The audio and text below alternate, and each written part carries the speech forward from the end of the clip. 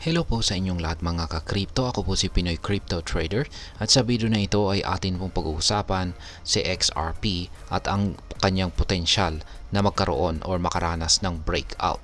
Exciting ito dahil ayon sa isang analyst na si Ginoong Egrag, maaaring umabot daw sa $7.5 ang presyo ni XRP. Ano kaya ang mga detalye sa likod ng kanyang prediction na ito? At yan po ang siyang ating pag-uusapan sa video na ito. Pero bago po tayo magpatuloy, ay nais ko lamang po munang bigyang linaw ang aking disclaimer kung saan ang nilalaman po ng video na ito ay hindi po ito isang financial advice.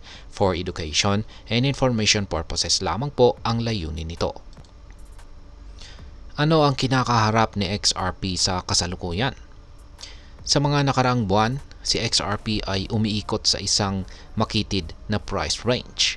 Ayon sa analysis ni Ginoong Egrag, si XRP ay nagtitrade sa loob ng dalawang overlapping triangle formations. Isang mas maliit na triangle at isang mas malaking triangle. Ayan, meron po siyang chart dito. Yung maliit, ayan po yung kulay puti na triangle at yung mas malaki, ayan po yung kulay dilaw na triangle. Ang mga formations na ito ay nagpapakita po ng tensyon sa pagitan ng mga buyer at sellers. Ngayon ay ano ang genuine wake up line? Ang genuine wake up line ay isang descending trend line na bumubuo ng upper boundary ng mga triangles. Ito ang unang mahalagang resistance level para kay XRP. Maraming beses na itong tinest ni XRP simula pa noong taong 2021, ngunit hindi pa rin ito nababasag. Ngayon ay ano ang sinasabi ni Ginoong Egrag? Ayon po kay Egrag ay habang lumilipas ang oras, nagiging mas madali na ang breakout point na maabot. Siya po ay naniniwala na ang unang major target ni XRP para sa breakout ay nasa pagitan po ng presyong 0.61 at 0.62. Kung mababasag ni XRP ang level na ito, maaring magtulak ang bullish momentum ng presyo pataas. Ipinapakita ni Ginoong Egrag na ang unang price target matapos ang breakout na ito ay ang presyong 1.4679 na naaayon naman po sa 1.618 ng Fibonacci extension. Ngayon ay ano naman ang long-term outlook para kay XRP? Habang ang short-term breakout target ay nasa 0.6112, ipinakita ni Ginoong Egrag ang mas mataas na long-term target. Naniniwala siya na kung magpapatuloy ang bullish momentum, maaaring umabot sa XRP sa presyong $7.50.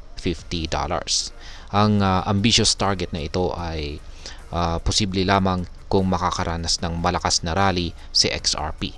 Katulad po ng nangyari noong taong 2021 kung saan umabot ito malapit po sa $2 na presyo. Ano ang mga support levels naman? Sa chart po ni Ginoong Egrag, kasama rin ang isang mahalagang long-term support level na tinatawag na Atlas line. Yan, kitang-kita naman po natin dito sa kanyang chart. Ang upward sloping line na ito na nagsisilbing lower boundary ng mga triangles ay nagbigay ng matibay na pundasyon para sa paggalaw ng presyo ni XRP sa mga nakaraang taon. Kung sakaling hindi mabasag ni XRP ang genuine wake up line at bumagsak siya sa ilalim ng Atlas line, maaaring mag-signal po ito ng bearish turn. Ito ay magtataas ng risk ng further downside na may final wake up line bilang huling linya or huling line of defense. Ayan. Ngayon ay ano naman ang masasabi ko rito.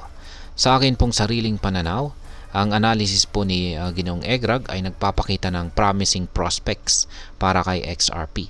Ang paglaban ni XRP sa genuine wake-up line ay isang mahalagang hakbang na maaring magdulot ng malaking pagtaas ng presyo.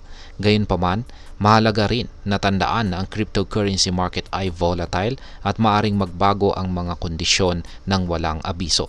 Ang mga trader at investors ay dapat pong manatiling alerto at handa sa anumang pagbabago sa market. At hanggang dito na lamang po tayo sa video na ito mga ka-crypto. Sana po ay inyong nagustuhan ang aking paliwanag sa video na ito. Kung inyo po itong nagustuhan, pakiclick lamang po ang like button nito. Para naman po sa mga bago lamang dito, kayo po ay aking inaanyayahan para mag-subscribe. Pakiclick na rin po ang bell icon nito dahil ito po ang siyang magsisilbing notification nito sa mga bago kong videos na akin pong ina-upload sa aking YouTube channel na ito. Marami pong salamat sa panonood. Ingat po tayo lagi at God bless po sa ating lahat.